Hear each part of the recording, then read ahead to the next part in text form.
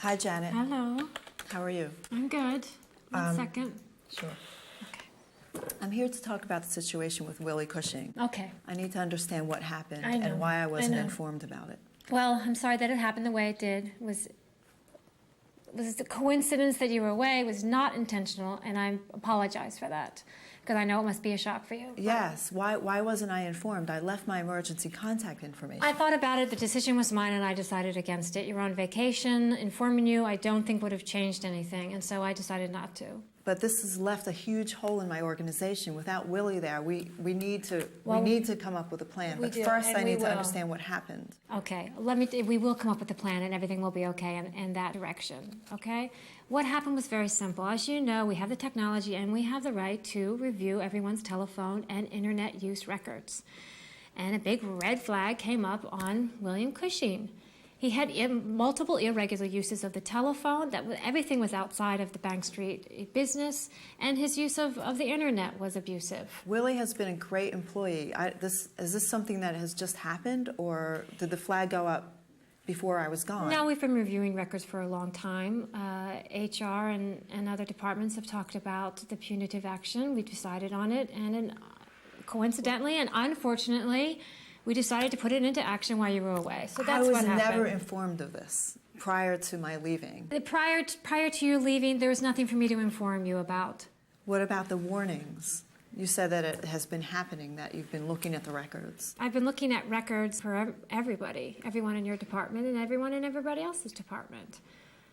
When it hits a certain level of misuse, that's when we sat down and decided what to do. So right now, William Cushing is on administrative leave. Okay, you're saying that he made personal calls? He made a lot of personal calls, both long-distance calls to Iowa and somewhere in New York and Massachusetts.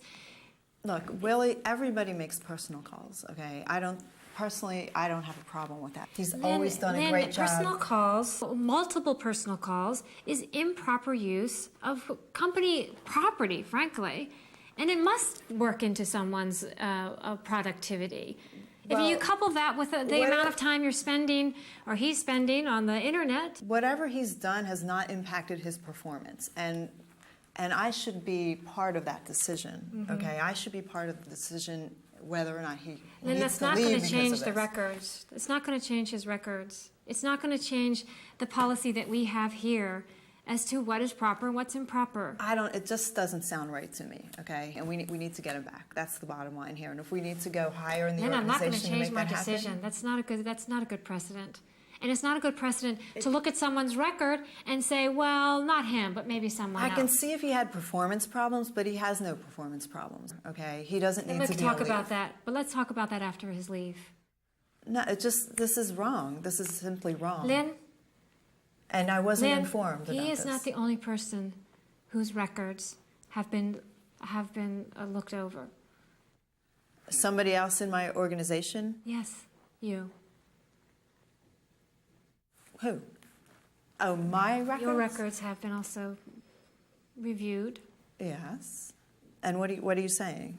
I'm saying that I have records of long-distance phone calls that are outside of business and of use on websites and time on the internet that seems inappropriate. This is crazy because obviously these policies have not been clearly defined. Okay, I think it's very clearly defined. We've made them very clear in all of our employee brochures and employee information and employee workbooks. I need to see the records. I need to see how they exceed the thresholds for myself and Willie and anybody else within my organization that this I didn't say they exceeded the thresholds for you. What did you say? I'm saying that there is improper use on it. I'm not saying it exceeded the threshold. Okay, so you're saying that I need to... Listen, Lynn, we're going around in circles. We're going around in circles. I'm sorry that this happened while you were away. It was unintentional, but it did happen. And the punitive action that we took is of our right to do, and I did make the final decision. It was not my decision alone, but I did take the final decision. And I understand why you're upset, but because you are missing an employee. Yeah, a key employee. And this is where I come in, and I will help you with that. Well, you that haven't helped me because you got rid of him without telling me about it. We need to get him back.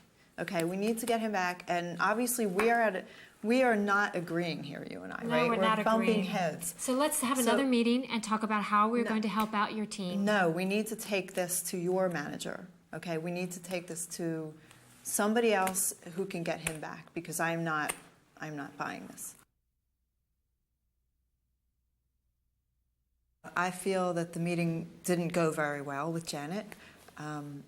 She was very adamant about her viewpoint, and she wasn't understanding the organizational impact that Willie's absence had. And she was not trying to resolve it in a timely manner. My strategy in approaching the HR director was to understand what the problem was with Willie, why he was put on leave, and my goal was in the meeting was to get him back because we need him. So I wanted the HR director to understand where I was coming from, and I wanted her to understand that he has no performance issues.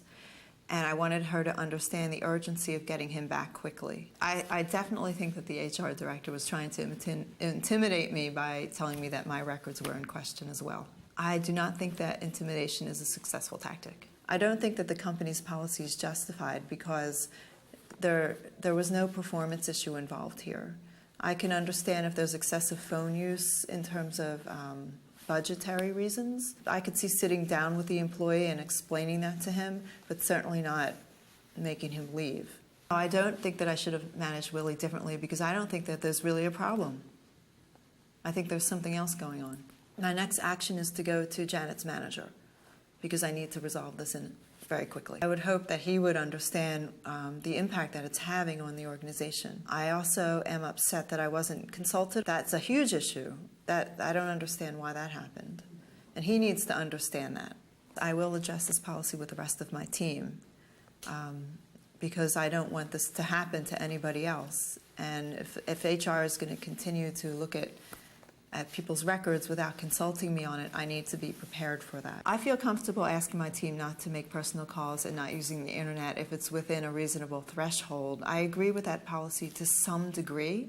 You know, I think excessive use can definitely impact performance, but if it doesn't impact performance and it doesn't impact any budgets, then I don't see a problem with it. I don't feel differently about the company now after having had this situation happen.